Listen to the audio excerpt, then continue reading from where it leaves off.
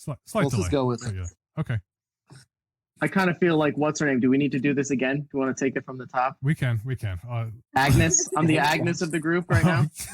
we'll take it from the top. Do you want to do it again? Yeah. We'll include, this will be our little intro bumper.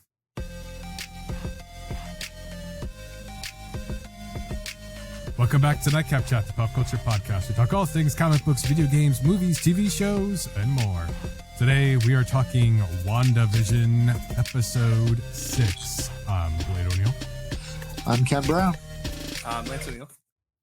And I am Steven from, what are we calling it again? Ink and Paint. Sorry, I just did this. I'm not trying to mess it up a third time, you guys. Hey, it's Steve from Ink and Paint. How's it going? I almost spit my whiskey everywhere just now. See, now this one, the pressure was right on me, and man, I choked. How's it going, you guys? Good. Sufficient. Doing great. Sufficient. That's a perfect How are you answer. feeling? Are you a little sore from? Well, no. After Bladegate last week, no, Beardgate. Beardgate is what we're Beardgate, calling it. Yeah, Beardgate. I have to sort of address the group as we start. So, everyone, I'm Steve. I'm the guy that occasionally comes on and disrupts this finely tuned show. And I'm on Ink and Paint with Jay. And I just wanted to say, I just finished today. So today is what? It's Tuesday. And I just finished the last episode because the one that you guys did before, where you all started off by scheming and plotting against me for the Ink and Paint trivia game, right? So I just finished it today. And I have to say, I love and hate you guys at the same level. The end of the show, I'm driving and I had to like wipe tears away because you started the show off and then, oh, you're going to beat him. I used to see Blade watching Disney Plus on a treadmill and what did you say? In tiny shorts and like a sleeveless like crop top. I don't know, but Ken did some weird explanation of you like running on a treadmill in women's clothing watching Disney Plus. I don't know. It was a very weird thing. And I respect you, Blade. I hope you do it. It's just, whatever. So I listened to that. We recorded the show and I technically should have won. And I kind of don't secede on this. I don't think I lost. I don't think I can argue with that. Okay, well, cool. Then at least we're on the same page here. I'm wondering if Lance has a thought because I see him chewing there and just sitting there like he's going to come back. But before I get to that, I finished the show today. And the last 3 minutes of this show, when you watch it on the, like it says you have 8 minutes left. And I'm like, you guys already wrapped up.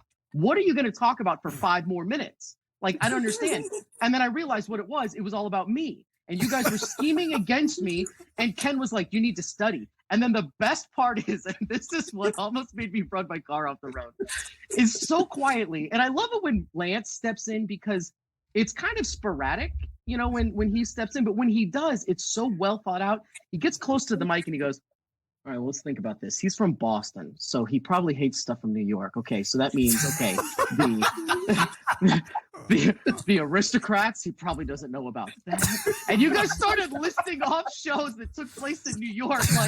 Like as a Disney fan, I'm going to be like, I'm not watching that. That's from New York. I'm like, get the hell out of here. I could not believe the thought process of, okay, so Steve's from Boston. Let's see, what is he not going to know about? And the best part was listening to this after we already did the show.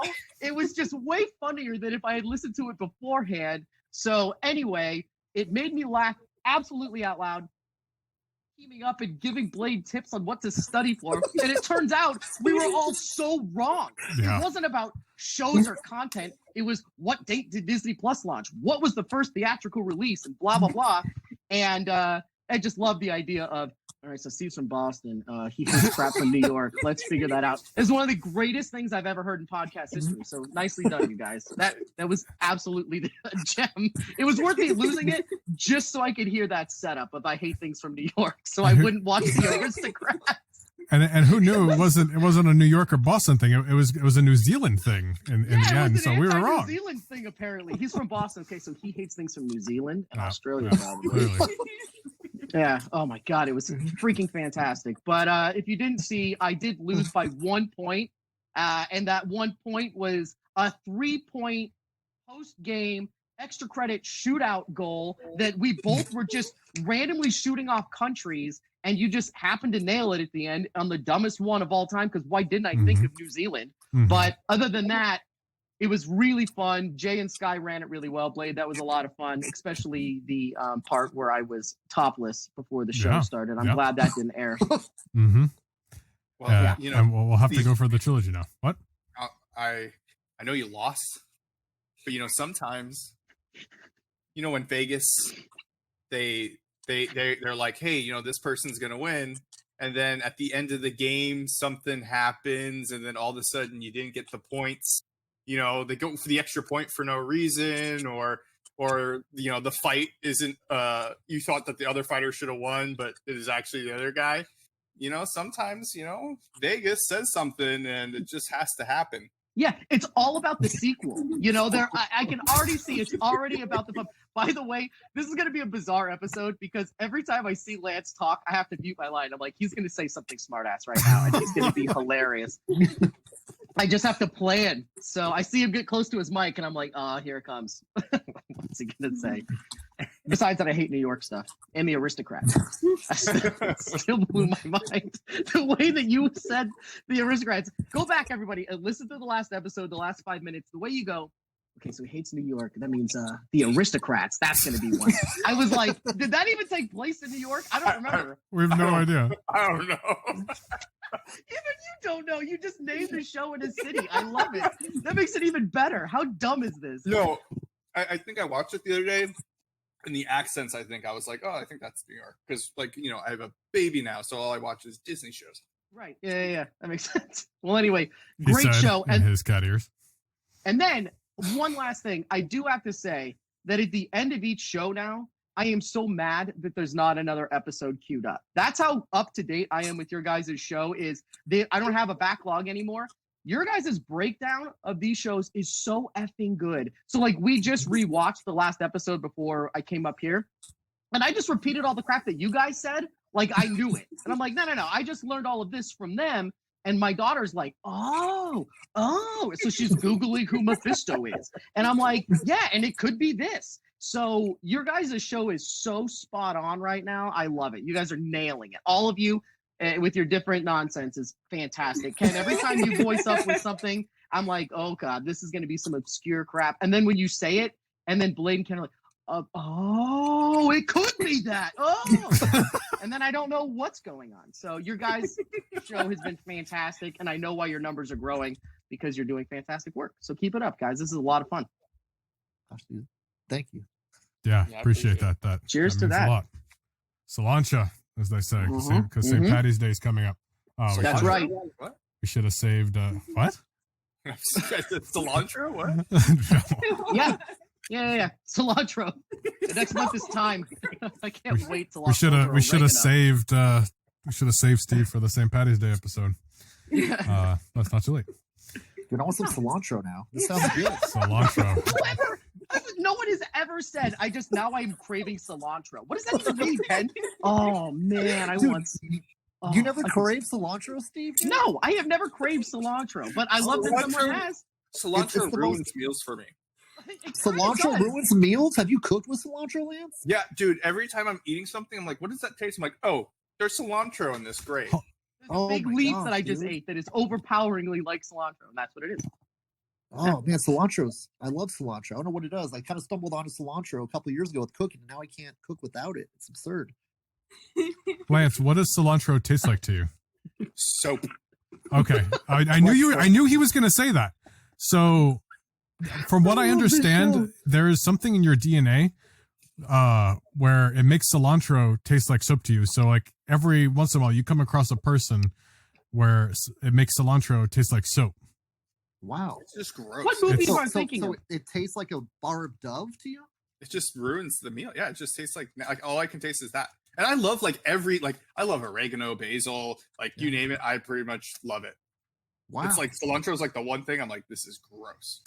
You know what you just described? Isn't that the scene from The Matrix where he's describing food and he goes, they think steak tastes like this, and they make chicken taste like everything, and that was an easy thing. So for you, cilantro was like soap, like Dove soap. It's a genetic thing. So so weird. So there's a variation in a group of olfactory-receptor genes that allows them to strongly perceive the soapy flavored aldehydes in cilantro, according to Britannica.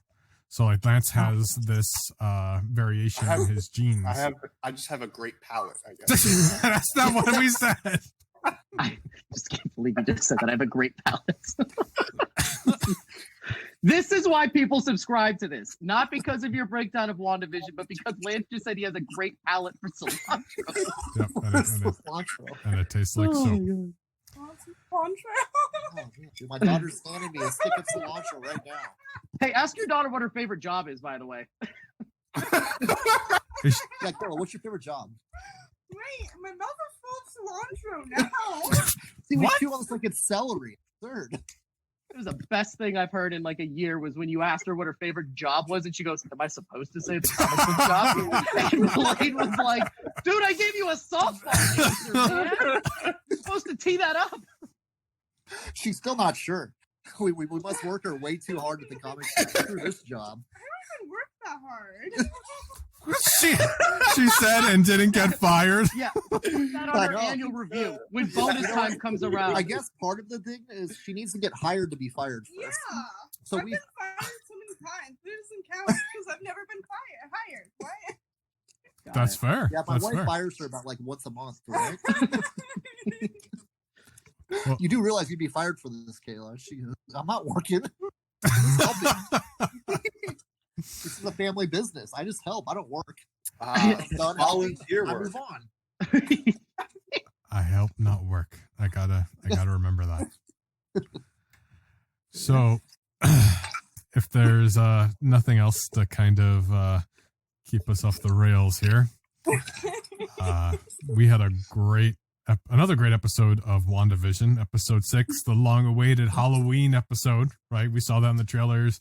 You know, we saw the Funko Pops, we saw the Funko Pop leaks, all that fun stuff. Started off strong. I mean, like right off the bat, like we got Quicksilver. He's living there, right? He's like that. He's like the uncle that came to stay at the house. I'm not sure what I was expecting. If I was expecting him to be a series regular from here, or what, but he's out in full force. So one thing I want to say about that is, do you think that they had to place this bubble in New Jersey because they were going to use him because he's from New Jersey, right? In the X-Men universe, didn't they go to New Jersey to go get him? I have to Google that because the Fox movies are not memorable. I agree, but I was pretty sure that when they went to go meet him, he was in New Jersey. Interesting. Can I have a question for you guys, because after listening to the last episode, you guys repeatedly said that you didn't like any of the X-Men movies. And I have to ask, there are two that I enjoyed quite thoroughly. The first one, which I thought was absolutely fantastic. And also, I'm a big fan of Days of Future Past. I don't know. Are you guys not a fan of that one? I'm a fan. It's just like you rebooted it and just to screw it up again. So it like kind of ruined it after, you know what I mean? It's like, oh, it was great. And it was then a great reboot. It was a great reboot. Okay. It's like, yes, So I want to give Steve. ingenious. I kind of want to give Steve the test. Okay. Can he name 3 memorable moments for any one of the 12 X-Men movies? Memorable moments? 3 of them from the same movie. From the same film, outside of the 2 that I just mentioned? Yes, they can be from. They can even be from that. Yeah, they can be from that too. Yeah, I have those two. I have those two like memorized, so I could do those ones. So like, I liked X-Men 2. No, it's not. Okay, no, go on. Well, wait a minute. I mean, am I getting the question wrong? Am I failing another show right now? Is No, this no, not at all. Go ahead. I think he's just like more of like an iconic moment. Like the snap, like the Thanos snap, or Captain America wielding Mjolnir. What is a moment like that from the Fox X-Men movies? What is like a wow, that was awesome? The only ones I can think of that were like that would be in Days of Future Past, when you get the McAvoy meeting what's his name and then the 2 together, and the really fantastic movie posters. But that's what I'm telling you, is that's why I don't really care. I was not a huge fan. I didn't even see the last one because I was like, don't go see it. I was like, I'm not so actually. Wait a minute. I didn't even see the second to last one. Dark Apocalypse. Phoenix. Yeah, No. That's the third from the last one. New Mutants was the last one. Dark Phoenix was before that, and Apocalypse was before that. I actually wanted to that's see still- New Mutants. I didn't get to it, so I haven't seen the last 3. Then yeah, I haven't seen any of them. So But it's because I kind of feel my point still holds like that in all those X-Men movies. It's almost impossible to name 3 moments from any one movie that is rememberable. And in all the Marvel Cinematic Universe movies, like each movie you could name 3 moments easily from per movie almost. well, yeah, and I'm not. I was just curious because listening to it, you guys kind of blanket said you hated all of them in like 20 years. No. And I was like, well, wait, I know there's 2 good ones. The first one was good. Yeah. And then I actually put Days of Future Past on my list of top time travel films. I liked their gimmick of doing it. I thought it was pretty The great. body thing, yeah. I just thought it was a great idea and it was executed really well. But now I see your point is how do you do a great movie like that and then everything else after that sucks? So it was kind of a waste. Now I get your point. I was just curious. So anyway. And with X-Men movies too as well, it's like that. I don't care how bad the movie is, I'll still go somehow enjoy. Do you know what I mean? But when it comes to the quality that they could have put into it, I feel like Fox has dropped the ball for 12 years. Or actually 20 years, wasn't it? 20 years from 1999 to 2020? Yeah, I was a senior and I saw it while I worked at AMC. It was a huge deal. And I remember walking in at like 2 a.m. to go see the employee screening, like shot out of a cannon. And so I know it was 99, but I like the first one a lot. It was. And actually, It was great for the time. I actually have a question about that. So real quick, before you start launching in this new episode, something happens, and I don't know if I'm jumping the gun on the format of your show, Blade, but I have a question. Because you guys keep on mentioning people, and Ken, I loved how you brought this up, the difference between turning into a mutant and being born a mutant. Like, that was a cool sort of thing. I like that. Mutate And that was mutant. Yep, thank you. I don't remember the term because you're a huge nerd, but I liked it. So, Dude, I've owned it for 46 years, and now I'm actually wearing like a trophy. I don't know why. I love it, dude, and I'm in awe of it. But my question is, now in the first X-Men film, now remember, I am not a comic book guy. I'm a movie guy, so I understand that I come off like an absolute noob, and that's how it is. No, dude, it's just like trying to get me to quote a movie. I can't quote anything. Sweet, then we work well together. I just can't quote anything. That's all I do. So Magneto makes that thing, and it becomes a big bubble that goes out, and it turns everybody inside of it into a mutant, right? Yep. Is there any way that that's possibly what's happening at the end of this? Because you said something, Blade, about everything started turning red. And after rewatching the last 3 together, there's a quick moment where things started to turn red, including the bubble around Westfield or Westview, whatever the town is called. And once she went back in, it turned red. It wasn't red before. Yep. So I'm wondering, is this something similar to that? Do you think? Is it potential? Like when the bubble got big and went back? I don't know. And I'm calling it a bubble because I'm an idiot, but you know what I mean? The big, the hex, you know? Yeah. Is there anything to that, or am I losing it?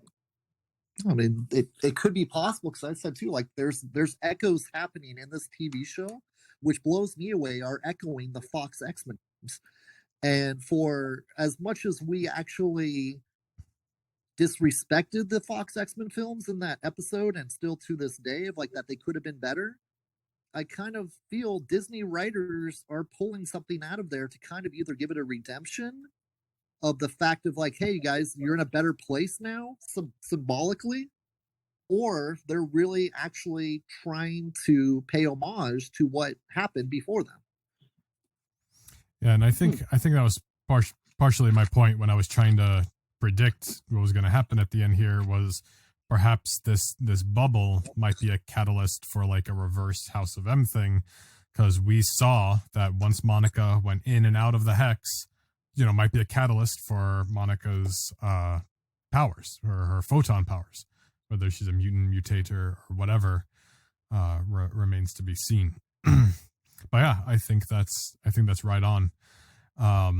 Speaking of the bubble, something interesting was revealed. Vision left the bubble, and I was like, "Oh my gosh, this is going to tell a lot," and it did. He started falling apart. Yeah, he's not real. Yep. But to what extent is he not real? To the point where he just died. Yeah, he's like he is a construct of Scarlet Witch's desires, and he needs to be in the bubble to exist. Well, that's how powerful she's become with that. Well, she's not. That's my interpretation. But here's the thing. So she said we can't bring people back. Like she wouldn't bring the dog back, right? Like we can't do that. He's some kind of robot, right? He's some kind of artificial intelligence life, like he's created from Jarvis and the Mind Stone, right? So I mean, does he have a soul? Like, I mean, like there's a whole deeper conversation to be had, but he was still able to leave the bubble and talk. And he said, like, you gotta help them, even though his body was falling apart. To me, it seemed like there was still something in there. So it's like an incomplete vision almost, because why would he be able to talk at all if he just left? I think it's because he doesn't remember anything. It's more of like she has the computer running, and it's, you know, the computer's working, but he doesn't have memories, so it's not actually him, really. Does that make sense? Because like he has no idea. He's like, we're married, Right? Like, I don't know. So it must be he's, you know, she has him, you know, working and functioning because he's a robot, but he's not alive. Like, does that make sense? Can I say a theory too as well? Yeah. Okay. Scarlet Witch created the twins too, right? No. Right? Did Scarlet Witch create, like create her own kids? I have go on. I just have more to say about that. Now, don't the kids act autonomously, like where they don't act on dependency of Scarlet Witch's decision making? So certain things that she creates, she gives free will. That's why Vision's allowed to roam wherever he wants, is because she wants him to be as naturally family-like as possible. So she has to give them the ability to act freely on their own, whether they're real or not. He said, you can't control that's why me the like twins do it, and that's why Vision does that. But everybody else is under her control. Like even Agnes, which blew me away.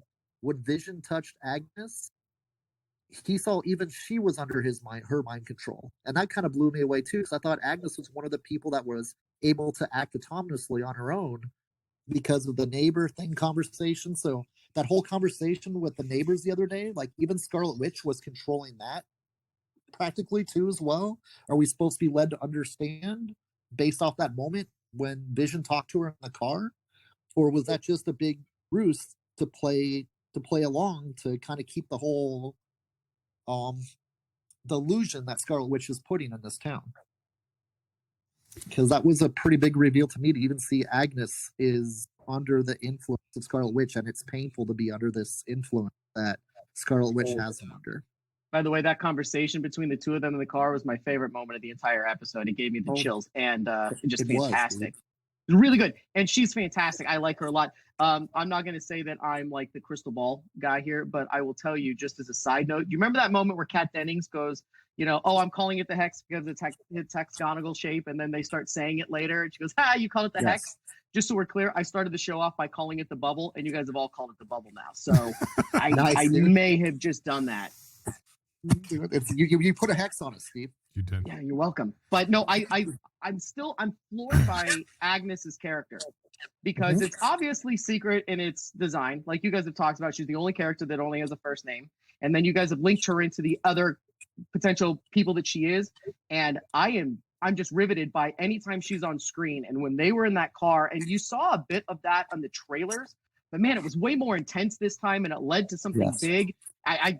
I was floored, like chills. Like that was a big moment for me. Really, really cool. I dig that whole character. I like her a lot. I don't know where it's going, but it's got to be something bigger than just a one-dimensional. I'm being controlled like a puppet. There's something more to Agnes. Yeah. And how's Vision the only person that can break through to the people's realities? Well, I mean, he's a robot, and I don't think I think Agnes, she's under mind control, but I think she also knows she's under mind control. Because like she talked about, like, do we want to start over? You know, like she asked about starting over. She's acknowledging the TV show. But she knows she has to play along, if you will. But yes, there's that degree of mind control, and we saw that same thing from. Oh my gosh, what's his name? The employee guy on Zed. No. The guy dressed as Frankenstein who was cutting through the wall. Yes. He said, "Why do you want something different? Like, do you want something different to happen here?" So like, even though they're under mind control, I think there seems to be something with some people who realize it and are playing into this, or whether it's like, okay, I'm going to get hurt if I don't go along with this, kind of a deal. But let me blow your minds here for a second. Okay. Something was confirmed. This is confirmed now, and we're going to see now in the next 3 episodes. Wanda did not create the twins. That is confirmed in this episode. What did Quicksilver say? It's just a passing comment, but it's intentional. And the kids wanted to go trick-or-treating, and he said, "Go on, little hell spawns," or demon spawns. Demon spawns. Right. Mephisto confirmed. That's it. This is it. Mephisto's coming. That's it. Confirmed. You sure? Yep. Confirmed. That's it. Can I ask, how would he know? Is he like?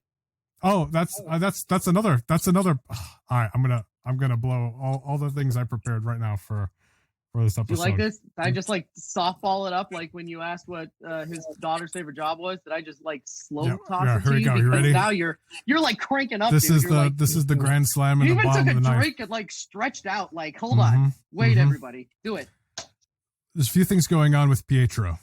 Okay, so we see he's Fox Pietro, right? Yes. What does that mean? We don't know, and that's intentional. So he looks like Fox Pietro, and you're thinking, oh, Fox movies, but not necessarily. He was asked about his accent, first of all. Interesting, go on. We had flashbacks of them in their childhood, right? Where did that come from? I don't know. We have to see. Wanda, in that little moment, saw him shot up like MCU Pietro, which was not Evan Peters' version of the character, right? Also, MCU Quicksilver was killed before Vision. Okay, so MCU Quicksilver has no knowledge of Vision even being dead, right? And this Quicksilver said your dead husband can't be killed a second time, right? When she's freaking threw out. him into a stack of hay. Now, there was something released today. It's a very, very, very small detail, but it means something. Okay? They released a pop of Evan Peters' Quicksilver. Yeah. Okay. Oh, cool. What? Cool. Yeah. But on this pop, his name is Pietro Maximoff in quotations. It's in quotations on the I saw the Funko pop. I didn't see the name. I only Look saw the at figure. the box art. It's the only one in that series that has quotations in its name. What does that mean? That is weird, man. Silence. That means something. It means it's That- Pietro Maximoff. No, it's not that simple. Shut up. It's not that simple. He knows a lot that he shouldn't even know, even if he is Quicksilver. What if he's Mephisto? Can I throw you out another theory on that too? Okay. Okay. Our sword leader, that is the only person that knows what's going on besides Darcy. Uh-huh. Okay. Susan caught this while we're watching this. Isn't it inquisitive that Quicksilver's asking so many questions of how this works? Now, how do you make this? Well, how are you making this happen? What's going on here? Well, what if our sword guy that is afraid, scared crapless of Scarlet Witch sent in a construct that, based off of research he has on Scarlet Witch, but never really seen Quicksilver long enough to make him stand still, sent in that Quicksilver he wouldn't recognize, and we're just all freaking out because we know it's the Fox Quicksilver, but it's just a red herring of the fact of like he sent in that person to try to find out what Scarlet Witch is doing so he can try to counteract Interesting. it. Yeah. It's a massive red herring then. I mean, Yes. And then Disney's done that before though, right? yeah. And it's kind of like that we're all excited, but that's just because that's how the fans react, and it is coincidental that, it's the Fox actor playing Quicksilver because it's something fans will think is cool. But is it just that simply it? And it's actually something where it's the outside force trying to figure out how to get in there to stop her still? Or is it actually a pocket to another dimension and we're still looking to see what's going to happen with Doctor Strange enter the multiverse? movie coming up soon here. And Scarlet Witch is going to be in the Doctor Strange movie. It's been confirmed too. So maybe it is the Fox universe of people coming through. But it's just kind of interesting. That kind of threw us off a little bit, where he's really trying hard to figure out how Scarlet Witch's powers work with that sit-down conversation during the Halloween trick-or-treat night. I think it has to be the alternate dimension, just because she called out for him, because he even says, like, I heard you calling for me, so I showed up. Mm-hmm. So it was either actual Quicksilver and she's calling out and she misses him so much that it's reaching other dimensions. Mm-hmm. Wow. Or, like Blade said, it's Mephisto, Yeah. and it was more, I heard you calling out to me, and him being kind of like the devil he is. Like, I heard you calling out to me. And he knows, I mean, I'm sure Mephisto knows of other dimensions, and he just looks like that Quicksilver. He is an interdimensional demon. Right. So right. that's what he's all about. He's just like, oh, and he knows these things. And sure, he doesn't want to mess in the details, but he knows he can help pull the strings to make her freak out by saying things like, oh, your dead husband, and make it all worse to make the earth go crazy, with her now making the bubble bigger, which is going to create more mutants, because Darcy's going to be a mutant after this. Mm-hmm. Is that Kat Dennings? Because she's strapped, handcuffed to the front of a Jeep? Yep. Yeah. Jerk. That was awful. I know, dude. Well, this guy, this bad guy, and I'm forgetting his name. This bad sword guy. Did you guys catch? Did somebody say it? No, I can't remember his name right Yeah, now I can't either, remember. unfortunately. The bad guy, the bad sword guy. Yeah, great podcasting here, Blade. Did you guys catch that Kat Dennings had one more firewall to go through? So what it was of called? course. What it was called? Well, I was trying to read the names, and it's was something with a C, right? Cataracts. Cataracts. Which is what? Yes. It's your eyes, which is related Right. to vision. Yes. So this bad guy is upset about this because they were keeping the vision body, and he had a purpose. Maybe he was going to create an army of visions. Maybe he's secretly Ultron. I was literally about to say that. What if? Come on. Yeah. Well, how about that? Well, Okay, so that would be I crazy. actually, so here, okay, so really quick, from just a listener standpoint from the show and listening to you guys from the beginning of this whole thing, you guys all mentioned that, like at episode 2, Lance's crystal ball at one point was rubbed and Ultron was in it. And you guys had mentioned that potentially he was in it. Then, after the next few episodes, it was all about Mephisto and then Magneto. Now, are you coming back? Do you actually think that there is something to it and Ultron may still be around? Oh, absolutely. Because there was multiple versions of Ultron in the comics. Just because one was destroyed doesn't mean that he's all through computer brainwaves, or like not brainwaves. What do you talk? Like Computer AI. Yeah, And- he's AI. So anybody And can save his AI and reduplicate him. Yeah, and I thought that they explained that pretty well in Age of Ultron, that he just bounces between. He's out there, and it's pretty much impossible to kill, I guess, in theory, a virus, if you want to consider him that, floating around as this AI doing his thing. So I like the idea of him coming back. I just was curious because you guys started, and you guys had me thinking that that was going to be a thing. Then you haven't mentioned him in like 4 episodes, and now it's back again. So I'm just curious. If Ultron is involved in this, he's not behind everything. Like this, He's could just like a pawn. He's a part of it, just there, or is he just he would have his own agenda. Yeah, in my opinion, it's like he would be obsessed with Vision but scared of Scarlet Witch. Oh yeah, which would make sense because he was like, she essentially killed him and just wiped him out. But Well, Vision. That's with Vision, because Vision was his vision of becoming a better being. So his obsession and his ability to, because when they were tracking him, he was the only thing they could track inside the bubble because of the vibranium. They were tracking him through the bubble. So, and the fact that he apparently has, like you said, the cataracts thing, it would make sense that they really want to get Vision back. And maybe the whole dismantling thing and trying to put him back together is just Vision trying to recreate him in a way that's a little like under the table without like Ultron trying to recreate him. from Ultron. Yeah, sorry. Okay, so I'm all about now reading into the subtle details of what they do, right? And you guys always kind of point those out. I noticed this after the first episode, and I just blew it off as in they're doing this because they want to show us who Scarlet Witch was. But Yeah. do you notice, obviously was you notice this, thinking. at the end of every episode of this, the next thing up is recommended to watch is Ultron. It's not Endgame. It's not Yes. Infinity Yeah, War. it's just- And it's there. So every time those talking about- credits go up in that small little corner, picture in picture, Mhm. it's Ultron there Yep. again. Every single Yeah. episode. Yeah. And I, We for the talked- longest time, thought that it was kind of just, well, this is where she was introduced. This is where they came It's- from, blah, blah, blah. And then it's listening to you formed. guys, you multiple times said that Ultron, and I did not like that film, but you guys all love it because it's a catalyst for the whole future of everything. And I'm Yes. wondering, is there something more to it? Are they actually sort of hinting at it? I mean, if so, I think it's a cool hint. You know, it's And in my opinion, absolutely. Because like I said, me and Kayla, after I think it was the first or second episode, it just showed that Age of Ultron recommendation.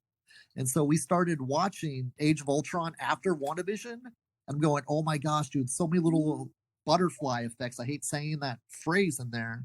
Were literally in that movie that we're still seeing in the Marvel Cinematic Universe moving forward. And like that, even to the thing when they're preparing the room for the babies coming in the episode. Remember that, Steve? Yep. What was yeah. on the mobile that was she hung over yeah. the over the baby's crib? It was butterflies that she made come to life, and they flew out the window. Okay, we watched Age of Ultron after that episode, and it blew me away when they were at Hawkeye's estate in the middle of wherever the hills. Remember when they were at the estate? Mm-hmm. Steve, at Yeah. all? Yeah. I'm sorry. There was a scene where Banner was watching Hawkeye's daughter draw pictures, and one of the pictures he looked at was a butterfly, and he all of a sudden it clicked in his brain, that's it. And him and Tony raced to where the robot was being made, and after had the Thor lightning vision his first light. And I was going like, how ironic is that they have the whole butterfly effect been again inside of the room before the babies are. And so I said too, there's so many different layers to this onion that I keep on peeling away in my mind, and it's starting to overthink it. It's funny. I talk to people at the store and they go, dude, you're thinking way too much about this. Yeah, And exactly. I go, That's yeah, what- I understand. It's horrible. Well, That's what happens with me after listening to your show, watching it a second time. I'm literally peeling those layers. Now, I have one more thing. First of all, I looked it up for you, Blade. His name is Director Hayward. Yes. Yes. Like the okay, vacuum. so- remover. Yeah. So I have a question for you about this because this could just be me onion peeling here. But That's here's my like the question for vacuum. you. It's freaking. Yeah. So check this out. So you remember in not this last episode, but the one before, and they're talking, and he kind of says something mean to what's his name from Ant-Man. By the way, Lance, all I think about is his card trick. Now I would never have thought about that. It was amazing, such a funny thing. But anyway, and he goes, you know, I don't speak poorly of people, but this guy is, and Kat Dennings is about to say he's a dick, but right when that comes, it goes to him and goes, terrorists. So now Sarah just thought that was him, you know, Disney saying, oh, we're not going to say that on here. We're going to go to terrorist instead. I didn't read it like that because they've said the word dick on Disney movies multiple times, not Disney movies, Marvel movies before. They've said worse. So my question is, you brought it up last episode, Ken. Is this the new Stryker? Is this a new sort of thing? Yes. Because I'm starting to get that vibe. I got that right away, but then Sarah was like, no, you're overreading it. I'm like, that's because the Nightcap chat. I'm digging too deeply into this. But now I'm wondering, was there something subtle? Because watch it again. You know, she says it and it goes, us, because that guy's and he goes, terrorist, because he's having his own conversation about it. And you guys just talked about how last episode they called them terrorists in the X-Men universe, right? Right? Is that what they said? But they cut it right to him, and it's his face when they say he is a. Instead of that, they say that, and I'm like, that was a really clever cut. And if it was not intentional, or it doesn't mean anything, it was still a cool cut. I was just wondering if you guys ever picked that up, or if it's just me peeling the Nightcap chat layers off of the show to a crazy level. No, dude, I had a totally weird vibe about that guy as soon as he showed up, because I said to literally, like, Darcy peeled apart that whole freaking hex thing of what's going on in there within like a half an hour being there, and nobody knew what she was talking about. But then he walks up, and he obviously knows everything is that what she's referring to.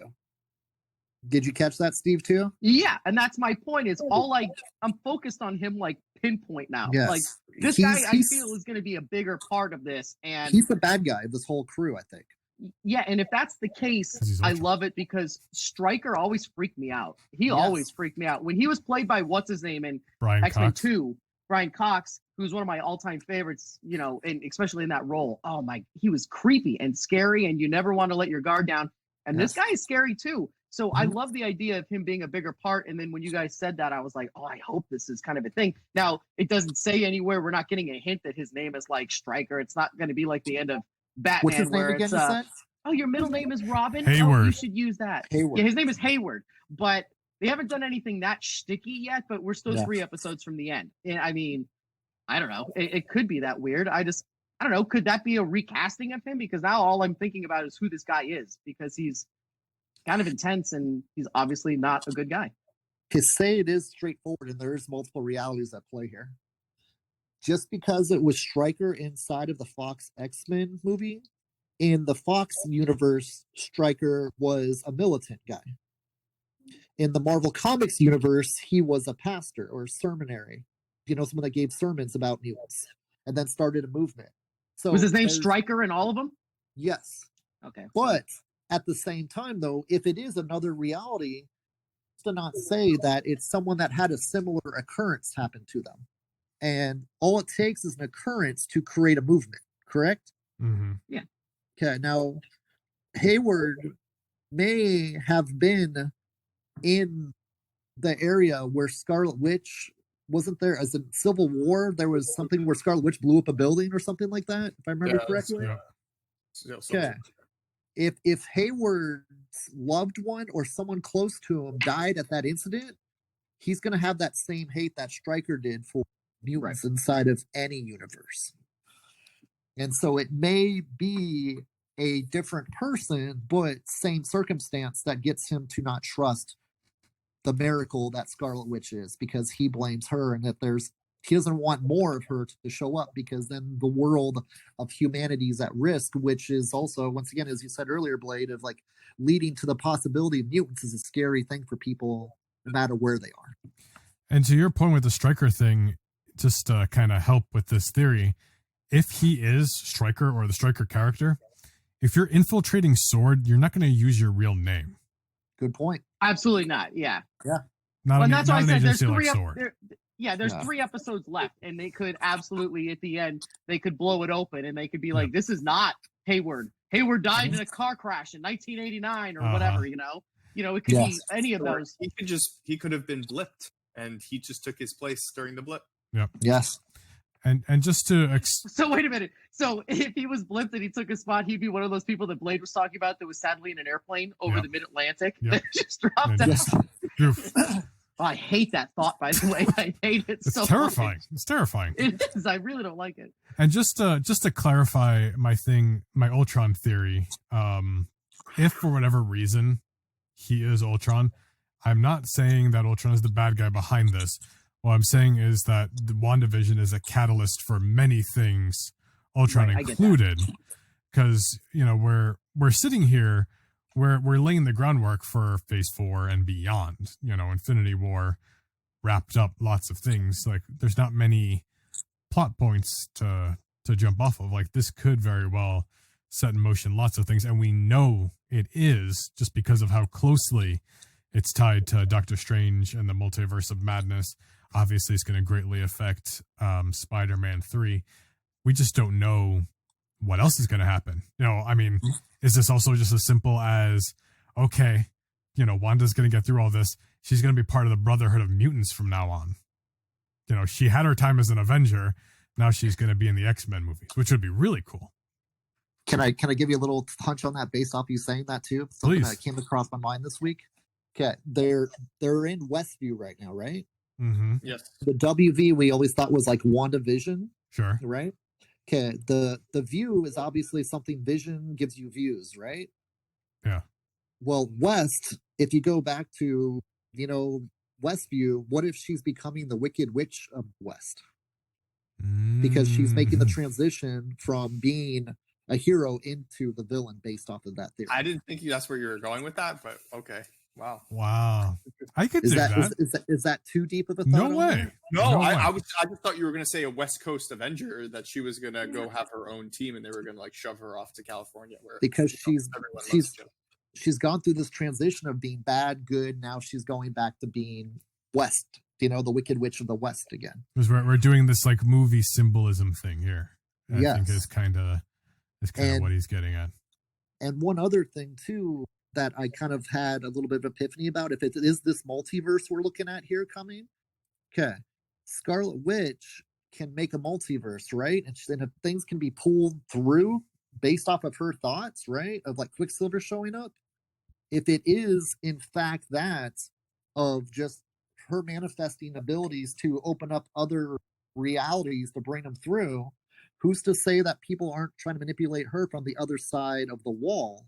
Like maybe Mephisto or even another Scarlet Witch from another dimension, seeing the Fox elements echoed already with the whole thing of, you know, the Hayward more or less pointing all the guns at her with all the red lights. The next thing you know is just out of the X-Men movie, like when Magneto pulled all the guns out of the soldiers' hands and pointed them back at.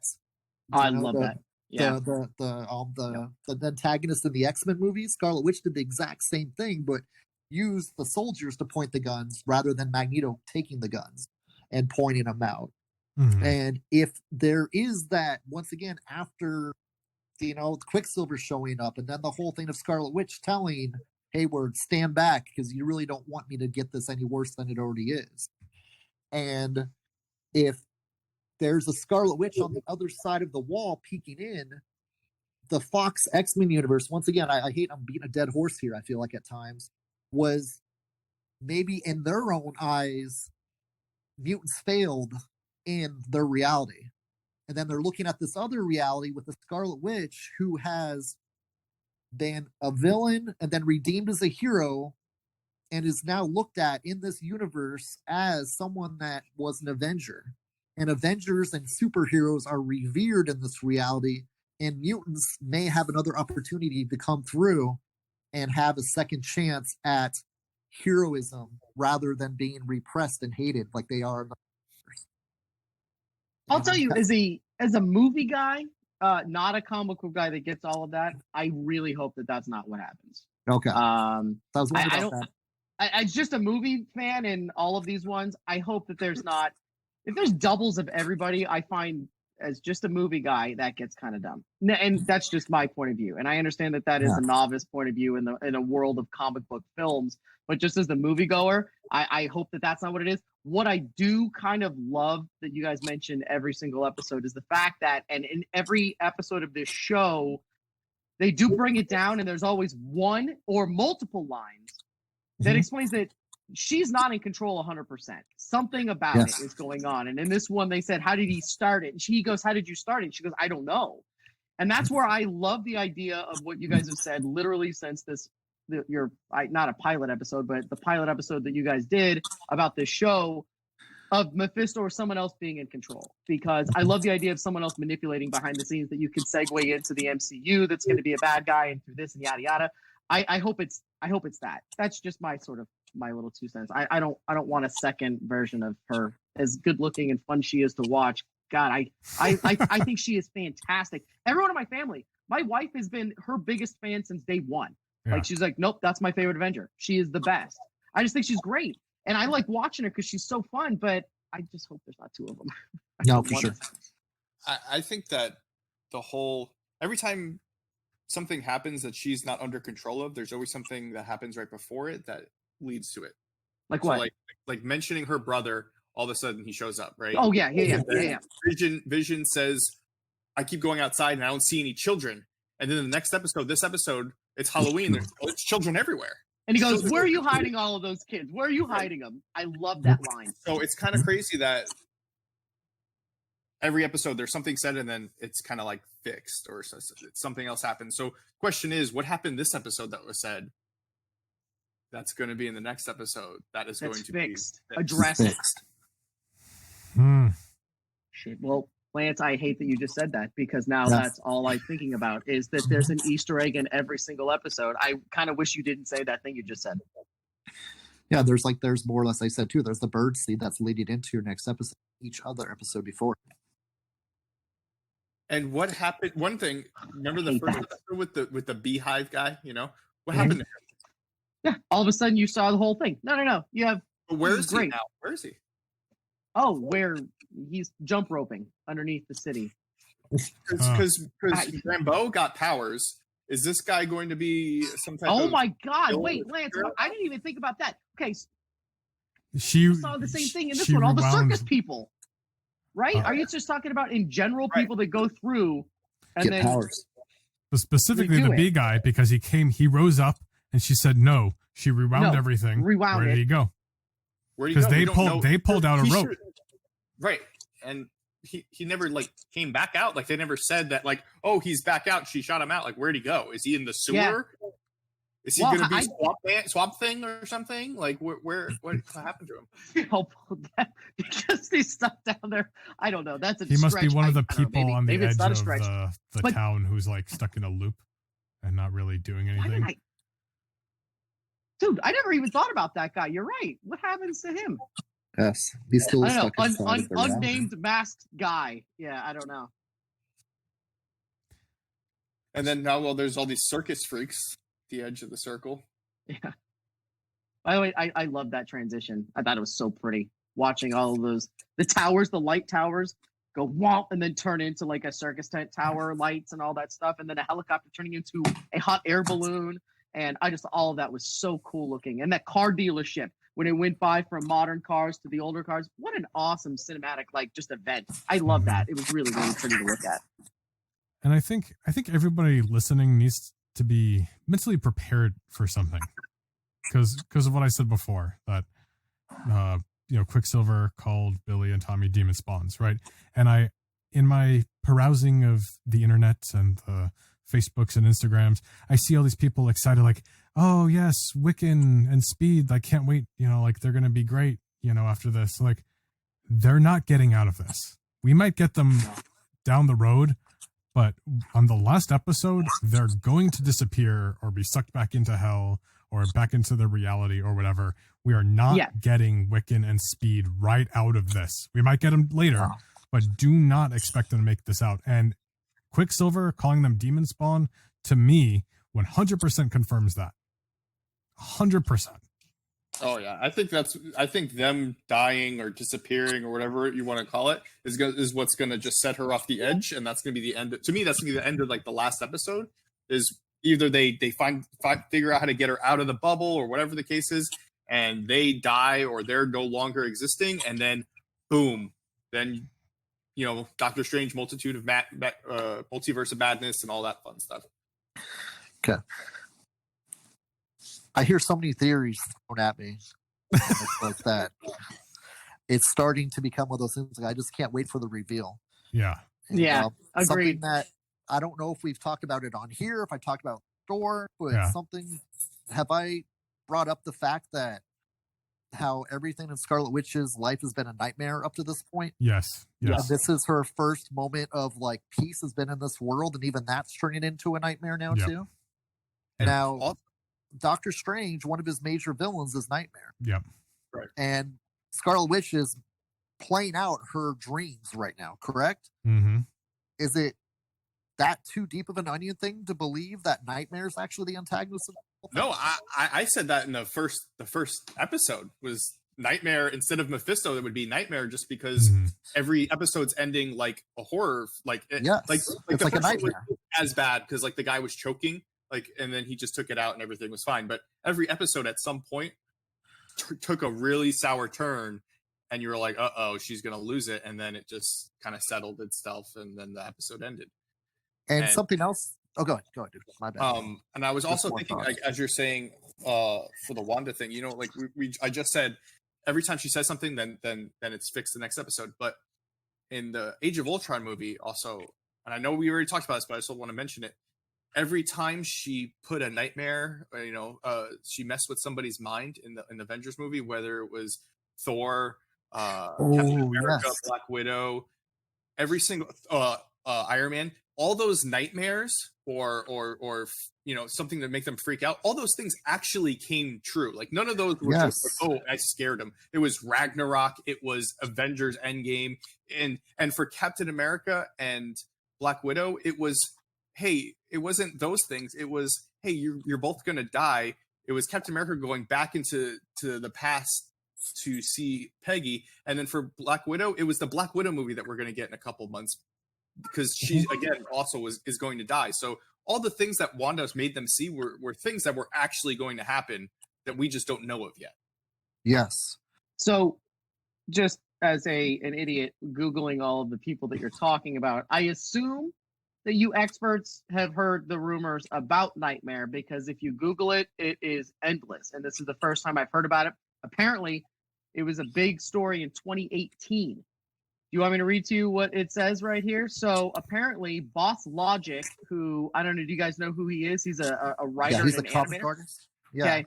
He said in 2018, so I wanted to work on Doctor Strange 2, but after the first one, and I wanted to focus on the villain, Nightmare in this case, and the rumors going around that Eva Green is going to be cast as her and a gender switch. Okay, so that's the first thing. Now, hold on a second, though. While that's interesting, it's neither here nor there. Here's the thing, though. In 2018, Doctor Strange writer C. Robert Cargill appeared at a screening of Doctor Strange where he confirmed that the villain will be Nightmare. That is his direct quote at a panel in 2018. Robert Cargill appeared at a screening of Doctor Strange in Austin, Texas, where he revealed the villain for the sequel would be Nightmare. And his direct quote is, Nightmare will be the villain. So Scarlet Witch is supposed to be. Yeah. After that, they said one of the directors, I want to say, or the writers, ended up quitting because they wanted Scarlet Witch to be more of the main focus, and he didn't agree with it for whatever reason. I don't know. Well, also after that, the next guy they fired, and it was what's his name? I can't remember. And then they picked up Raimi to do it. So I mean, this has been a complicated story writing, because now based on what we're seeing here, and more importantly, based on what you guys are talking about, Doctor Strange 2 is going to be critical into the future of this whole thing. Not just like a pivotal point. It's going to be the Avengers 1 of the next phase of MCU 2, because it's going to set up everything. So I don't know. I find it complicated and interesting, especially because they hired Raimi to do it. And if it's still going to be an R-rated one, which I doubt they're going to do. I know they say that they're going to do it. There's just no way. No. I can never imagine a mainstream MCU film being R-rated. There's just no way. I don't buy it. And I know that Raimi was really fighting for it. There's just not a shot in hell I think that they're ever going to do it. He was really making that his thing. Would they have to make it R-rated if it was like too freaky, or that's not a thing, right? Am I wrong? I don't know. Yeah, it's like the gore blood side of it, the scariness of it, right? Yeah, it's called scenes of horror is what it's called. And it doesn't even necessarily mean blood and guts. If you have something that's too intense, like for example, the best one is Paranormal Activity. There is no blood and there's almost no vulgarity or violence, but it got a hard rating R because of its level of intensity and scariness. It was the first time that they said that's rated R, not because of blood or gore or violence or sex, but because it was too intensive subject material. So as far as the cinematic world goes, they added that thing in, like, I think it was like 95, where it's called intensity. So it's kind of a long question, an answer to your small question, but it doesn't have to be like that. But I don't know. Raimi was really fighting for it, and Raimi's really good at making R-rated stuff. Obviously, he can make the regular things too. He made Spider-Man 1 and 2, but actually, did he make number 3? He did make number 3 too, didn't he? Yeah, it's too bad. Yeah. But I mean, it is what it is. So, but I don't honestly know. I know he was really pushing for an R rating.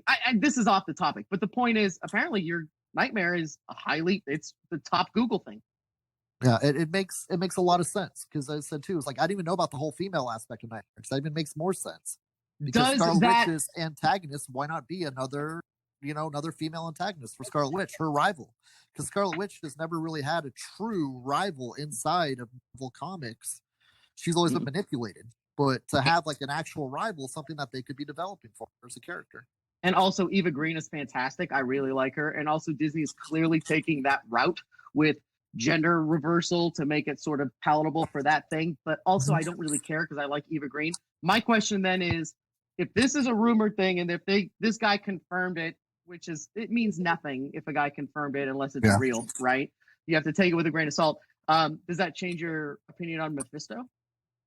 Is Nightmare in the same realm? Is it going to be two of them? Do you think that that's a thing? Like, I know this is just a quote from a guy that was supposed to be writing it. As I said too, like, I don't know why I'm like probably the only, like, I feel like Mephisto's too easy in a weird way of saying it, because it's too straightforward way they're presenting it. And as I said too, there is more than one demon besides Mephisto. Well, yeah, I mean, every MCU film has a different villain, all of them. So it doesn't mean you can only just say there's one, but it does kind of mean that you are setting up the future. And Thanos was what first appeared in Avengers, right at the very end, right in the post-credit scene. So you have to imagine that you're going to get a glimpse of what the future is going to be. And tell me if I'm wrong. Are they not going to follow the same template? The first 10 years worked perfectly, correct? Oh yeah. They're probably going to do the same thing. Are they going to start with, Ronan and all these other bad guys and what's his name from Iron Man 1 and blah, blah, blah? Going to be a side character, or are they going to launch off with the main supervillain right away? Or is it going to be a slow burn? Because before it was a slow burn. You didn't get him until Guardians. I mean, you saw his face, but I mean, even Josh Brolin wasn't cast until Guardians. So, yeah, to the defense of Mephisto, I mean, it is like the slow burn sounds like more of a thing like that.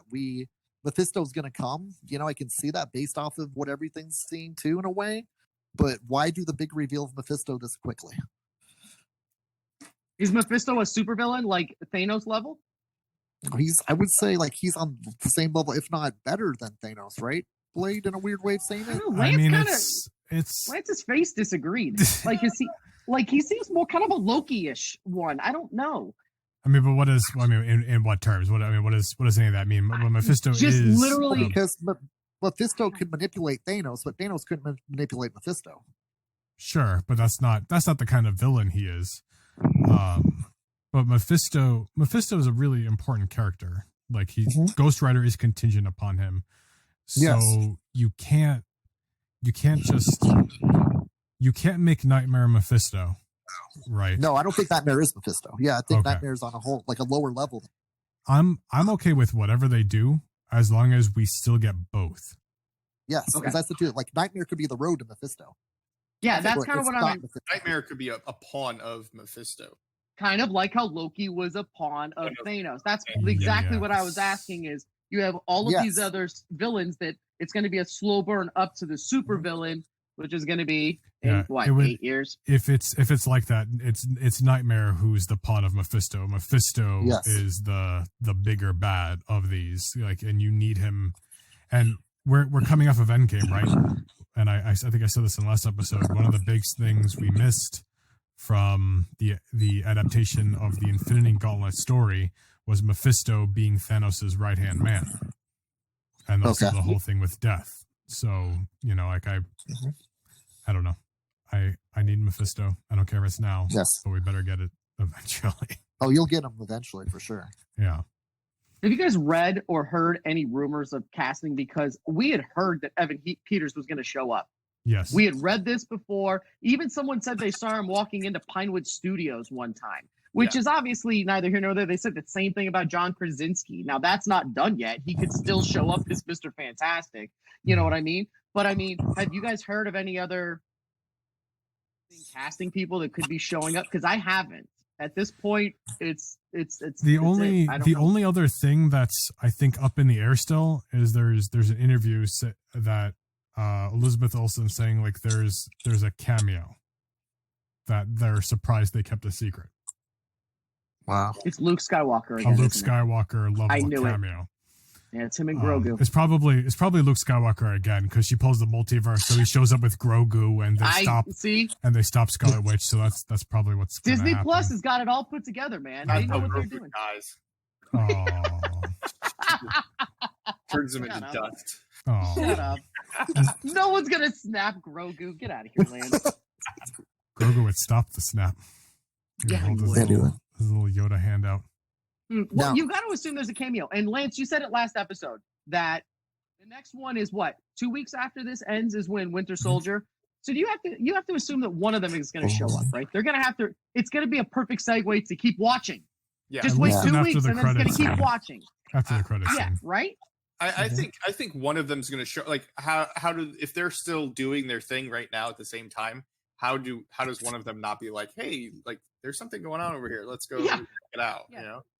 What were you gonna say, I can Ken? fly there. It's 20-minute flight from where I'm at in Manhattan to where this is happening, right? Right. It makes sense to me that would be what shows up, but I don't know.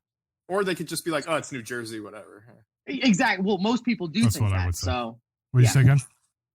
Okay, like I'm sure we've talked about this before too as well, but like each episode is jumping a decade each episode, correct? Yeah. Yeah. So there's 3 episodes left. So this next episode is going to be the first decade of the 2000s. oh, please don't make it a reality show. The next gross. one's going to be the 2010s decade, right? In theory. Which would leave the finale in modern day or present day in their universe. Yeah. Okay. Now, what's the whole significance of this time jump per episode to per episode? Is she trying to get to the moment where she's recreating in her reality the moment where she can try to stop Thanos from killing Vision? You know, and trying to figure out the answer of like how she, you know, brings Vision back permanently to based off of like, you know, each episode's a learning experience for her. Like what's the whole motivation of jumping 10 years per episode until the present day? It's fun to film. That's a. I mean, aside So from what? that, that's a. He said it's fun to film. Yeah. Aside from that, I mean, that's a good point. I mean, what is the purpose? I mean, I guess it's just like this is me living my dream life. You know, through the years with my husband. On a deeper level, yeah. I mean, that's kind of hard to say.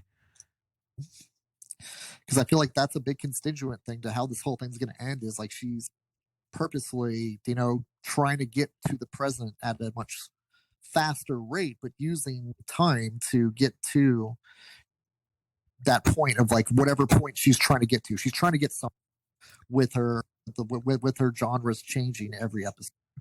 She's baiting Ultron into coming out so she can stop Ultron, because if Ultron ever came around, none of this would have happened and Pietro wouldn't have died, and thus Thanos wouldn't have gotten all the Infinity Stones, thus Vision wouldn't have died. I know, that was a reach. That was a reach. That's deep. That was a reach. So I have one question. I know we're kind of going long, but this is more of just your guys' opinion. So this is just a question for the panel. Okay. So besides the general idea question, which is where do you think it's going to go? It's more along the lines of where do you hope it's going to go? More importantly, to catapult the future of it. I know you guys keep on saying Mephisto here, Mephisto there, blah, blah, blah. I still like Magneto. I don't think it's going to happen now, but that's just my dream still is like they're, you know, the family walking away. Like one of my favorite things. I shouldn't admit this, but I kind of went crazy on eBay last week when I saw just the memory of going through the trade paperbacks at the store. And on the back cover is a dark Scarlet Witch walking away with Quicksilver and Magneto with the Avengers lying defeated in the background. Wow. And that was like, to me, like, oh my gosh, that is such a foreshadowing cover based off of what we're watching right here on WandaVision right now. And the issue right before it, where Scarlet Witch is like shown super large on the screen and she turned evil. That's like, wow, dude, this is like what's happening right here in front of us during WandaVision. Sweet. I still want to hear what Blade and Lance have, but Ken, on that opinion, isn't sort of the resounding opinion now is that doesn't everyone kind of think that you need to cool down on X-Men? It just happened. It just ended. Rebooting it would be kind of insane right now. If that's the case, and it is Magneto, and say it's somebody huge and prolific, and good God, I hope it's not. Say it's somebody big like Matt Damon, all of a sudden shows up as the new Magneto. I just threw up in my mouth saying that right now, and I really do not like Matt Damon. But you know, somebody big on that scale, and you're happy because you predicted it. Does that mean that making X-Men stuff like immediately, because that's kind of how they've done it before? As soon as you tent pole off of a thing and then you catapult the new guy off of it, are they going to start making X-Men stuff right away? I'm losing for a second, dude. Do you guys know? Are they going to start, if they did it, would they have to start making X-Men stuff right away with Magneto? Did you hear that? Did you hear that, Ken? Lance, you guys can answer it. I don't know what happened with him, but I mean, that's a movie going question, but I mean, how quickly do you have to do it? I don't think so, because I think if you look at what Marvel did with the Inhumans, it was a slow play, it was a slow burn, and then they they did the movie, you know, I mean, I know let's not really talk about the movie because it was really bad, but they did it like a couple years, the TV show a couple of years later. I don't think they have to, and I don't think it would even be in the books. I think it's just going to be like this big thing happened, and you'll see a couple of characters get their powers, but then down the road, other people will slowly start finding out that like, oh, I have this ability and I have that ability. Yeah. So it would be like seeing Thanos at the end of Avengers. They didn't really do much with him. You saw a little bit of him, or are you literally saying you're going to tease him this big and then wait 5 years before we start touching that property? Like, do you think they could really? Well, also why I think this. You're onto something there because we've already seen what Marvel has in the books. We know what they're going to start filming. Yeah. We have 2 years worth of their stuff, and none of them are like Mystery Project X. So I'm just kind of curious. Yeah. That's a big character to me. Magneto is a huge deal. Well, Magneto and Quicksilver walking away with Scarlet Witch doesn't have to mean the X-Men. It just means family to her. And that's what I think the whole underlying thing of the story is why I think Magneto and Quicksilver could be that family she's always yearned for. Whether she gets the twins or Vision back, she has family that's real for the very first time. And whether or not that leads to X-Men determines, is like just a little bit, I hate saying, an X factor of what we're seeing, but it doesn't have to be the main factor of what we're getting out of the Scarlet Witch ending of a family being finally developed for her that opens up many new avenues for the universe. That'd be the end of Scarlet Witch in the MCU that we're seeing for a little while? She would disappear for a significant period of time? Well, we know she wouldn't disappear. The plot line of her having allies, like the Brotherhood of Evil Mutants, forming for the first time in the MCU. And it starts with her, Quicksilver, and Magneto.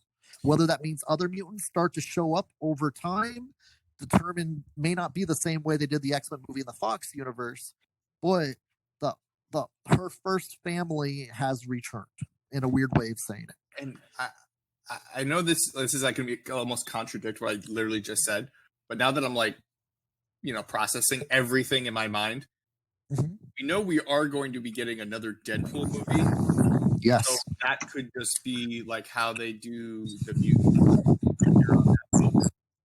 is going to be like, hey, Deadpool, he has this, maybe they start with the X-Force or whatever they do. I know they kind of already did that in the last movie, but I can see them doing that, and then just, hey, every time you have a Deadpool movie, you have some type of mutant development, and then after a couple more Deadpool movies, then we'll do an X-Men movie. Hey, Lance, was Evan Peters in that door in X-Men 2 when he shut it? Because I remember most of the other cast. I don't remember. Was he one of the people in that when he shuts the door? Oh gosh, I don't remember. I have to Google it. To add to your guys' theory of the slow burn, if Magneto shows up and Scarlet Witch is happy and they end up with some form of Quicksilver, they don't have to jump right into it. Look what happened with the Avengers. There was Nick Fury showed up. I'm here to talk about the Avengers initiative. They didn't do an Avengers movie right after that. Tony Stark got kicked out. They did a Captain America movie. What are the next movies?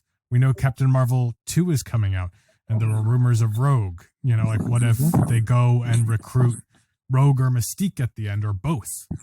And then what if, I don't know, Blob shows up in Deadpool 3 or something, or I don't know, just throwing out ideas. But like they can be in the background for a while.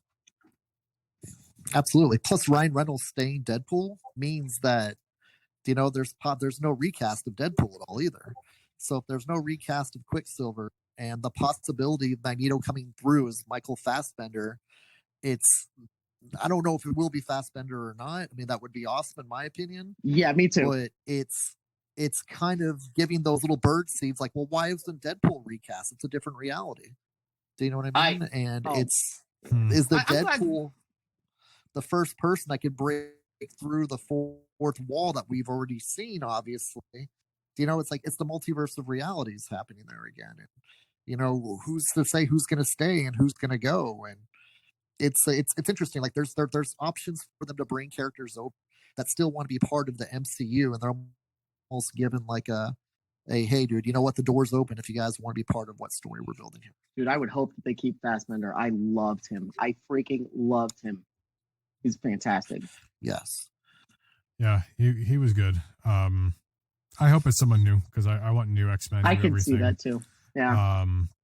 I do still hope, like, in a perfect world, I want to see Magneto come out of this. I want to see the mutants come out of this. I want Mephisto out of this, and I know that's asking a lot, but that's what I want. Lance, what do you want to come out of it? It's a lot of catalysts, you know. I want the MCU Quicksilver to come back. Aaron Taylor Johnson, and none of you guys could remember his name. By the way, that was great last episode. Yes. I do remember his name. And that would be an awesome twist, dude. If he went back to the other body after watching him like this for a little while, that'd be really cool too. The pop has quotations. The quotes, so I know, and now that's all I'm just thinking about right now. It's not just straightforward Quicksilver. That proves it. It's not just as simple as this is Fox Quicksilver. So that's off the table. Who or what he is remains to be seen. And I think that at least is confirmed. I mean, I just want the MCU Quicksilver come back, and then he's just at the end of the last episode, and he's just gonna say, "You didn't see that one coming," and then it ends. Yeah, didn't see that. I can't tell if you're being serious or not. I'm half being serious. Okay, all right, I can take that. I liked him. I thought he did a great job, and I think his character, was her and him had a really good connection. They seemed like brother and sister. Like it was a really good. It was well done, and I don't know if that's just a testament to her acting ability or they just had good chemistry or what. But I don't know. I really enjoyed him, and the only other thing I think I want is just I want to know who's pulling the strings and a little hint to like, hey, this is how it's going to connect kind of to Doctor Strange or even I wouldn't be surprised if this connects to Black Widow movie somehow. We just don't really realize it yet. Since we don't really know when it takes place. It's like a prequel, but she's technically still alive in the Soul Stone, so who knows what she like somehow rips a dimension through the Soul Stone and Black Widow gets out. I mean, I don't know. I have one more theory I thought of that I'd like to mention. The onion continues. There's one character that we know is in the bubble that we haven't seen. By the way, we're still calling it the bubble. You're welcome. Keep going. It is still the bubble. There's one character we know is in the bubble that we haven't seen, and it's confirmed. Who is that? Everyone's thinking that is Ralph. Wreck-It Ralph? Who are we talking about? Who's Ralph? Ralph. Agnes keeps referring to her husband, Ralph. Oh, she does do that. We have never seen Ralph yet. We don't know who Ralph is. So does that mean A, Ralph is Mephisto? Raphael? B, Ralph is Doctor Strange. Because Greenwich isn't far from New Jersey, Greenwich right? is pretty close to Jersey, but so that's two theories for who Ralph is, but we have not seen Ralph, and we haven't seen Ralph for a reason. So it's telling you Mephisto or Doctor Strange. Would that make the wife Clea then? Sure. It would make her Clea. Yeah. Oh yeah. Yes. Gosh, that was 100%. That was my other point. Yes. Everyone's saying Agatha Harkness, but what if it's Clea? Absolutely. That's exactly it. It would help. That could be your Luke Skywalker moment at the end. Yeah. Like that could be like, everyone didn't expect Luke Skywalker. Nobody expects Doctor Strange to show up at the end of it. Yep. He's stuck. And because at this point, nobody called him like, hey, Doctor Strange, like, there's this thing going on over here. Yeah. And there's no way he doesn't know about it. Yeah. Right. Well, with his abilities, he would like sense that something that's like 50 miles away from him is like ripping a hole in reality. Exactly. He got sucked in. Yeah. So, Lance, that point right there is I think kind of the problem with doing any spin-off movie is in general, and they have to do that in every one. Well, where's Thor? Oh, he's off planet. Oh, where's him? Oh, he's doing something else. Oh, he's in deep cover, right? That's a little hard. You're right. I don't know how he wouldn't not, being that he is who he is, and he is literally 23 miles south. Unless we find out in the Doctor Strange movie that like he's in another dimension. Mephisto grabbed him, and so that way he can mess with Scarlet Witch without him trying to mess with him, or Dormammu. wants to get his vengeance after what he did to him in the Or, first movie. or he sent Nightmare after Doctor Strange to distract him because he knew that Doctor Strange could stop him. Interesting. Yeah. So they're both at play now. Another time question I had for people too as well that's been asked me in the store Okay. is this take place before or after Spider-Man Far From Home? Far From Home? WandaVision. It's before, and I think that's confirmed because this Okay. is weeks after After the blip. After not- she came back. Yeah, Mhm. and not after, because they took their summer trip significantly afterwards. And this one was right afterwards, right? Yeah, Yeah. so this would have been before that. So Yeah. this is still in the moments where the Avengers are completely disbanded. You know, Yes. Iron Man's gone, Captain America's back in time. They're going to obviously go into what happened with Falcon and Winter Soldier after this. And Thor went to, gosh, dude, I can't remember what happened to Thor. He's sitting on that island with the Valkyries, right? Thor's just sad and depressed. Yeah, isn't he, No, like, I'm just did, like- kidding. He might be in space because he got on the Guardian ship right Oh after. yeah, he went with the Guardian ship. That's right. Yeah. Okay, Right. my bad. Because we all know who the captain of the ship is, right? Right? Yeah, Star-Lord, right? Yeah, exactly. Yeah. Or- Oh yeah, I know. So, You're the captain. or- So technically, like, this is WandaVision's left on Earth by herself with Avengers for support.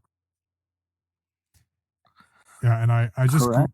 I'm sorry, what you cut out a little bit there, Ken. What did you just say on that last sentence? So technically, Scarlet Witch was once again abandoned by everybody that she knew at the end of Endgame. Yeah, and she was sad at the end Right? there. She was sad. Yes, because there's no Winter Soldier or Falcon, right? Or there's no Iron Man anymore. There's no Captain America. I don't know what the heck happened with the Hulk, or Black Widow's dead. Hawkeye went on to, be back with his family, right? Mm-hmm. And she went so and got Vision's body. Yeah, and the Avengers were just disbanded. There was no accountability for any type of ally. And she Peter was Parker's alone on and a lonely. class trip. Well, he's not even on his class trip He's yet, not right? there. I know. He's I'm still in just joking school. around. I'm joking around. Yeah, he's in PE he's- class. 5 years later, right? Or 3 years, 5 years later, and like, so only him and his friends are trying to figure out like that. How come some of my friends are older and how come some of my friends are younger? I don't know what's going on anymore. But Mhm. everything's still uplifted because of the blip, the snap, and it's Scarlet Witch was left to her own facilities to try to figure this all out, and this is how we get WandaVision, right? So and if I remember correctly, The at the end of Endgame, Scarlet Witch is talking to Hawkeye, right? Yeah.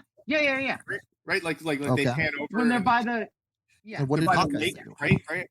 So I'm thinking, what if she's just like, she's upset? Obviously, Vision's dead. Maybe he's telling her, yeah, well, Vision, blah blah blah. He's in this facility, and she just there she goes. That's why she knew where he was. She went to the facility, and she even time controlled him and been like, "Where's Vision?" and figured it out. So Just trying to answer all the questions in my head of like, where's this at? I And just- what's led to this point?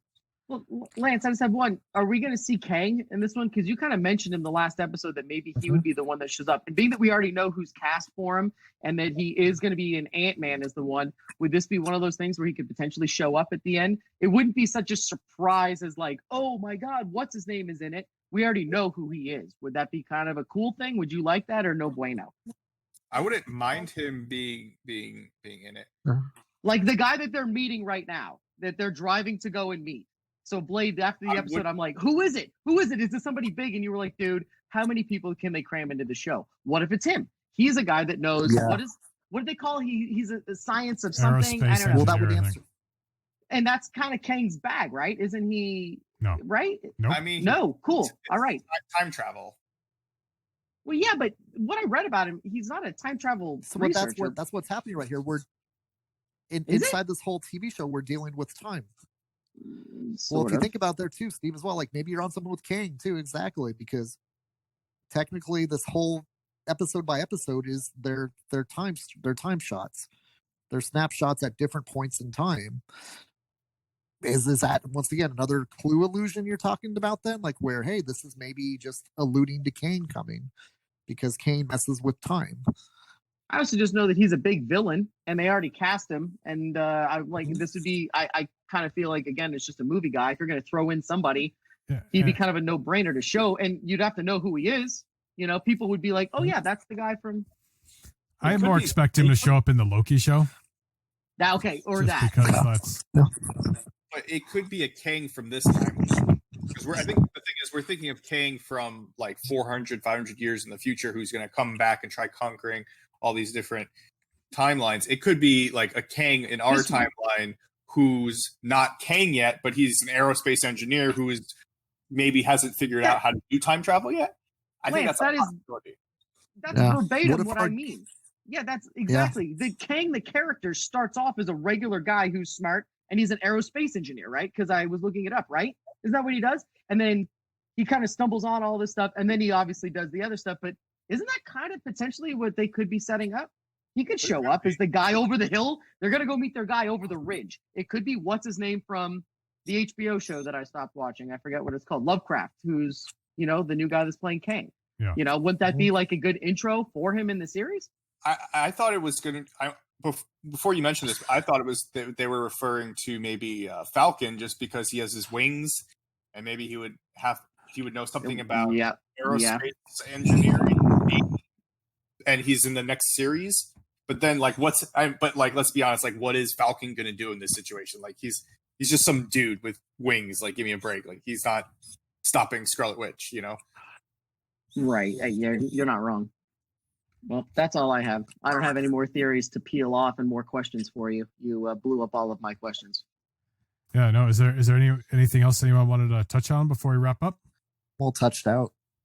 I mean, I think we could just keep babbling, but yeah. This is going to be a 4-hour show, and as Ken just said, we've touched each other way too much tonight. So, and it's social distancing kind of way. I'm impressed. We got a lot coming up because, I mean, we're 6 episodes in, 6 30-minute episodes. That's 3 hours, just over 3 hours. That means these last 3 episodes are 3 hours. So they're going to be roughly 3 1-hour episodes left because they promised us roughly 6 hours of WandaVision. Oh, is that a fact? Yes. I remember that, but I don't remember. Hey, did anybody else lose their minds like my wife did watching this because she's a huge Malcolm in the Middle fan, and she goes, "Oh my God, this is Malcolm in the Middle." And she goes, "Yep." I've never seen Malcolm in the Middle, so no. I never liked Malcolm in the Middle, so like I saw it and I was like, "Oh, it's that dumb show." Yes, that dumb show with Frankie Muniz and Breaking Bad. Yeah, Hey, did we make any predictions what the last 3 TV shows though, homage are? I just said mine. I know what the next one is. Wait, do you? Kevin Feige said it, and it has to be next. Can you say it now? I mean, can I say it? Family people talking about? No. Can I say it? Frasier. No. Can I say it? Yeah. What are you asking me for? I just don't want anyone to be upset. The crystal ball is thinking. The crystal ball is thinking. No, but it's not. There's no crystal ball. It's Kevin Feige said it. It's gonna be. I think it has to be the next episode because of the timeline. And just skip ahead next 30 seconds to get past this part. If you really, really, really don't want to know, I'll give you a second to find that skip 30 seconds button. But Lance was just going to guess. Do it, dude. He just guessed like 3 things. Oh, was that? Yeah, I already guessed a couple. I don't know. Okay, now skip ahead 30 seconds. The Office style, like a mockumentary interview. Oh, that's what was big in the turn of the century. What it's going to be? Yes, the next one is going to be like The Office. I think fantastic. So. That's the one thing we knew was coming, but we haven't got yet. So it has to be the next. Was that the 2000s though? I thought that yes. was on 2010. Yes. What's the next one gonna look like? What kind of crap are we getting today that it would be? It would be a TikTok video. The whole thing would be a TikTok. No thanks. Yeah, no thanks. Gross. I think after this it's gonna be I like Ken's theory that it's gonna bring us to modern time, and I think it lines up too well to not do that. But I wonder if this will be the last one. You know, because what do we have? Yeah. You know? Yep. And I kind of hope it does. I'm loving all of these, but I hope that the shtick runs out and then it's just straightforward Marvel madness and then get to the point with whatever it is. I love this, and this is what makes this show absolutely unique and special, is that they once again gave somebody creative rights to do something bizarre as hell like this. Like, I'm literally holding a black and white Scarlet Witch and Vision Funko where they look like this. I love that. And I like that Marvel, unlike Disney or Lucas, lets them do bizarro crap. And I love that. But I also think that the shtick has got to run out. And after the Office series, I guess you could say, if that's what it is, I just hope it ends and it goes to main, big, end it huge, 2 episodes and kill it, because I don't know how much else you can do on that. I'm just glad they didn't do something like the Jersey Shore, you know, like reality size. That would have been horrible. Can I suggest they made like a missed opportunity on something they could have done that would have been, I think, really fun, but they just didn't do it. Remember when Buffy did the Muppet episode? The Muppet episode? Yeah. No, but imagine if they did a Simpsons episode where part of the episode was animated and the other part was still them in the live reality, trying to figure out how to get into what's happening here. Because Fox owns Disney owns the rights to Simpsons now. They could have easily done like a Simpsons-ized episode. My God. Dude, can you imagine Vision running around to get on the couch gag at the beginning of the episode, and then the couch turning into something weird? That'd have been hilarious. But Ken, what if you're onto something? What if we don't know what the 2010s are? It's because they're going to do a cartoon, and they're going to use one of their Marvel cartoons to do the 2010 episode.